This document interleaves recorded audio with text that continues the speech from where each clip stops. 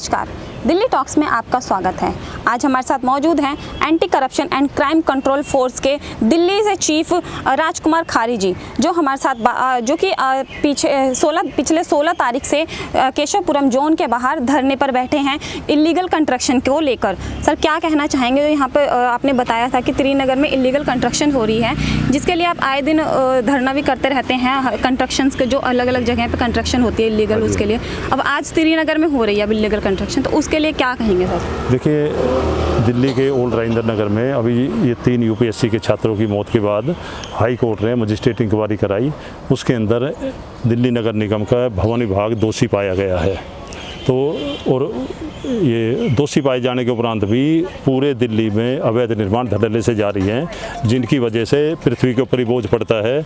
मान लीजिए, ये जितना मटेरियल लगना होता है उससे कहीं ज़्यादा मटेरियल मकानों के अंदर लग रहा है, जिसकी वजह से और भी डिजास्टर हो सकती है या इस तरह के हादसे और भी हो सकते हैं।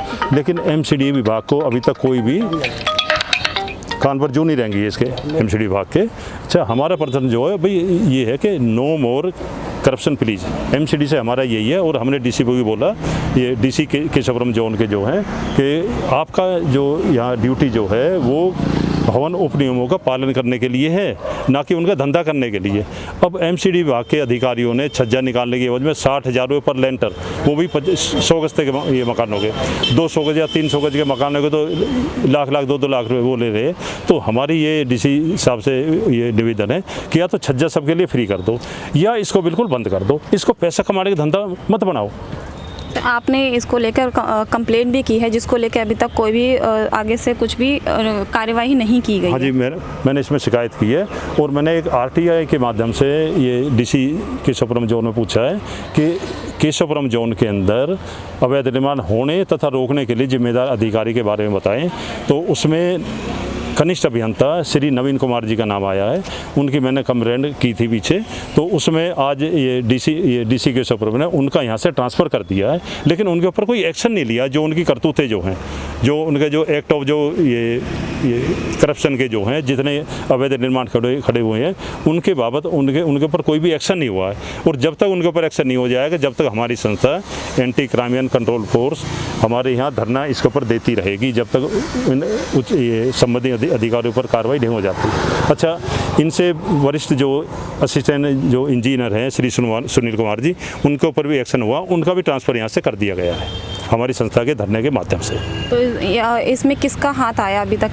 किसका नाम आया कि जब आपने कंप्लेंट करी थी तो किसका नाम आया कि वो है इस चीज़ के लिए? इसके लिए जिम्मेदार कनिष्ठ अभियंता श्री नवीन कुमार, जूनियर इंजीनियर उनको बोलते हैं, उनका यहाँ से ट्रांसफ़र कर दिया गया, और उनसे उच्च अधिकारी असिस्टेंट इंजीनियर, उनका भी यहाँ से ट्रांसफ़र कर दिया गया। लेकिन उनके ऊपर वैसे कोई डिपार्टमेंटल कार्रवाई नहीं की गई। ये तो एक मतलब औपचारिक वो है कि भाई उनका ट्रांसफ़र कर दिया, वहाँ जाकर वो भ्रष्टाचार करेंगे। तो हमारे पास जब तक उनके ऊपर कोई डिपार्टमेंटल एक्शन, कोई कठोर एक्शन जब तक नहीं हो जाता, जब तक हमारी संस्था anti corruption crime control force अपना धरना यहाँ जारी रखेगी।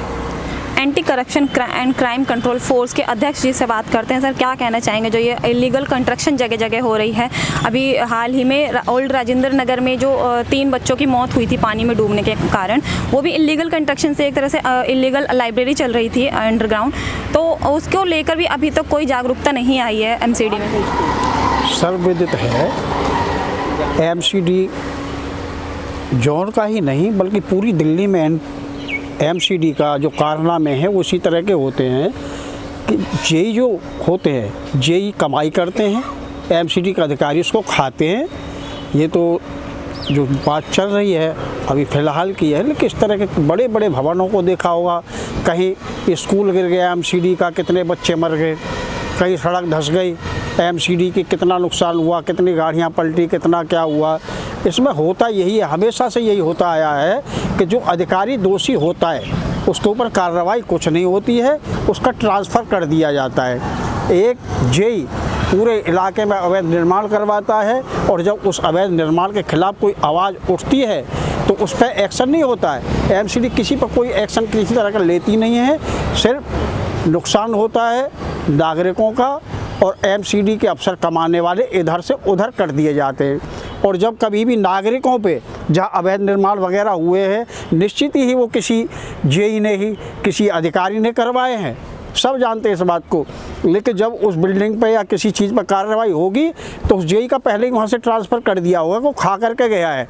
तो ये इनका एक काम करने का तरीका है। और हमारा कहना है, हमारा मानना है, राजकुमार खारी जी हमारे anti corruption crime control force Delhi के इंचार्ज हैं। इन्होंने ये मुद्दा उठाया है और हम हर हालत में इस चीज़ को, यानी जब तक हो सकता है, जब तक संभव है, हर संभव प्रयास हमारा रहेगा कि एमसीडी जोन से, यहीं से नहीं पूरी दिल्ली से इस भ्रष्टाचार को उखाड़ के फेंक दिया जाए। धरने पर बैठे और भी लोग हमारे साथ मौजूद हैं, चलिए बात करते हैं। सर, आपका नाम? सतीश कुमार। क्या कहना चाहेंगे सर, जो ये इलीगल कंस्ट्रक्शंस हो रही है जगह जगह पे? हम सख्त खिलाफ हैं इस एमसीडी के। एमसीडी सबसे भ्रष्ट डिपार्टमेंट है पूरी दिल्ली में, और केशवपुरम में ही नहीं, आप कहीं भी देखिए इलीगल कंस्ट्रक्शन हमेशा केशवपुरम नहीं, किसी भी एरिया में इलीगल कंस्ट्रक्शन एमसीडी के सहयोग से होती है। अगर एमसीडी चाहे तो उसको रोक सकती है और एमसीडी चाहे तो उसको बढ़ावा दे सकती है। नतीजा इसका भुगतना पड़ता है आम जनता को। हम आप तो बच जाते हैं, लेकिन जो गरीब मजदूर बेचारे हैं वो मारे जाते हैं। निर्दोष छात्र का क्या कसूर, जो वहाँ पढ़ने जाते हैं कोचिंग के नीचे, वो गिर के मर जाते हैं। कौन इसका भरपाई करेगा? इसीलिए हमारी संस्था दिल्ली ही नहीं, ऑल इंडिया में करप्शन के खिलाफ काम कर रही है। हम एडवोकेट भी हैं, इस संस्था के लीगल एडवाइज़र भी हैं। तमाम इस तरीके का धरना प्रदर्शन हम करते रहते हैं और आगे आए दिन भी हम इसके खिलाफ आवाज़ उठाते रहेंगे और धरना प्रदर्शन जारी रखेंगे जब तक कि हमारी इसका निदान ना मिल जाए।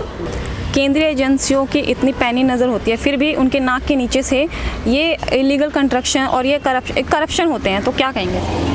देखिए, ये जो भी हमारे भारतवर्ष में है, प्रजा इतनी अभी जागरूक नहीं है, प्रजा अपना तंत्र, अपनी शक्ति नहीं दिखा पा रही है, जिसकी वजह से सभी एजेंसियों के हौसले बुलंद है और ये भ्रष्ट, ये पब्लिक को समझ ही नहीं रहे हैं। पब्लिक कितनी मरे, कुछ भी करे। यूपी के अंदर हमने देखा है कि ये कई बड़े बड़े नेताओं की, जैसे डीपी यादव साहब के शराब पीने की वजह से 300 साढ़े 300 आदमी इकट्ठे मरे और उनके ऊपर कोई भी कार्रवाई नहीं हुई। जबकि ये हादसा कहीं विदेश में हो जाता तो इनकी तो ऐसी तैसी हो जाती। तो भ्रष्टाचार जो है इतना, मतलब बिल्कुल समाज में जड़ बनाई हुई है और वो उसके लिए खाली हमारी प्रजा ही दोषी है जो अपना तंत्र नहीं दिखा पाते। हमारे केशवपुरम जोन के त्रिनगर क्षेत्र में एक बिल्डर लॉबी है जिन्होंने अपना एक पूरा संगठन बनाया हुआ है। उसके अंदर 10-12 लोग हैं जो पूरा पैसा इनको एमसीडी अधिकारियों को खिलाते हैं और जिसके अंदर हमारे काउंसलर, ये जो मीनू गोयल के हस्बैंड श्री वीरेंद्र गोयल जी भी उस संस्था के अध्यक्ष हैं जो। और ये बिल्डिंग का भ्रष्टाचार बुरी तरह से हो रहा है, जिसके अंदर कुछ नाम मैं लेना चाहूँगा। रोहित सिंगला, कमल जैन, राजू चायवाला और सुभाष शर्मा जी और भी कई 6-7 इस संस्था के सदस्य जो है, जिन्होंने पूरे त्रिनगर क्षेत्र के अंदर ये पुराने मकानों खरीद कर और नीचे बेसमेंट से लेकर 5-5 मंजिल जो है मकान उन्होंने खड़े किए हुए हैं। और जिसकी वजह से आने वाले क्षेत्र में कभी भूकंप आ गया तो सारे मकान ताश के पत्तों की तरह ढह जाएंगे और उसमें कितने लोग मरेंगे।